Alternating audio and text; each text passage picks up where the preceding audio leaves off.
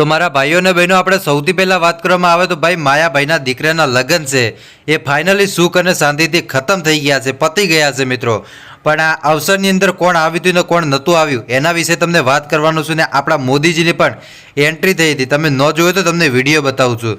અને આપણા માયાભાઈ આહિર એક નાનકડી ગિફ્ટ આપી છે, પણ સાહેબ કરોડો રૂપિયાની ગિફ્ટ આપી છે. અને મોદીજીને આટલી મોટી ભેટ આપીને સાહેબ મોદીજી પોતે ખુશ થઈ ગયા કે ખરેખર ભાઈ આમ વટ પાડી નાખ્યો ભાઈ માયાભાઈએ તો હાલો મારા ભાઈઓ આપણે વિડીયોની શરૂઆત કરી નાખીએ છીએ.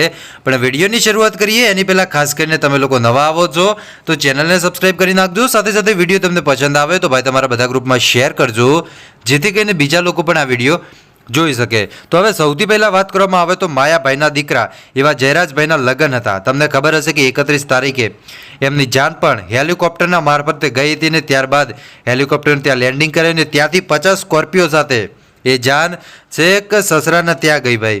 અને તમને કહી દઉં કે આ લગ્નની અંદર ઘણા બધા નાનાથી લઈને મોટા કલાકારો આવ્યા હતા. એ ગીતાબેન રબારી હોય, એ ભૂમિબેન આહિર હોય, એ અલ્પાબેન પટેલ હોય, દેવાયત ખવડ હોય, બ્રિજદાન ગઢવી હોય, એની સિવાય સાહેબ ઘણા બધા કલાકારો છે. કીર્તિદાન ગઢવી, ખાલી એક કલાકારનો મિત્રો અંદર અફસોસ રહી ગયો ને એ કલાકાર છે આપણા રાજબા ગઢવી.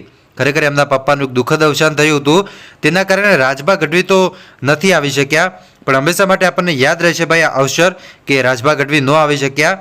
પણ માયાભાઈ આહિરે ખરેખર વટ પાડી નાખ્યો છે. બધાએ કલાકારોને બોલાયા છે, નાની નાની ગિફ્ટે આપી છે. અને સાહેબ તમને ગિફ્ટની વાત કરું તો તમે ફોટોમાં પણ જોઈ શકો છો કે આ રીતની ગિફ્ટ આપી છે. અને આ ગિફ્ટ જોઈને ભલભલા લોકોના રૂવાટા ઊભા થઈ ગયા કે સાહેબ શું આટલી મોટી ગિફ્ટ આપી નાખી. તમે જોઈ શકો છો સાહેબ આ તમને નાનકડી ગિફ્ટ લાગતી છે, પણ નાનકડી છે નહીં, આ બહુ મોટી ગિફ્ટ છે. બસ આજ માટે આટલું જ રાખીએ છીએ. આગળના જે કંઈ પણ મને સમાચાર મળે છે સૂત્રોના આધારે એ તમને ચોક્કસપણે આપતો રહીશ. બસ આજ માટે આટલું રાખીએ છીએ. મળીશું આપણે નવા વિડીયોમાં. ત્યાં સુધી બધાને જય માતાજી, જય દ્વારકાધીશ. આગળ પણ આવવાનો સપોર્ટ કરતા રહેજો. ધન્યવાદ.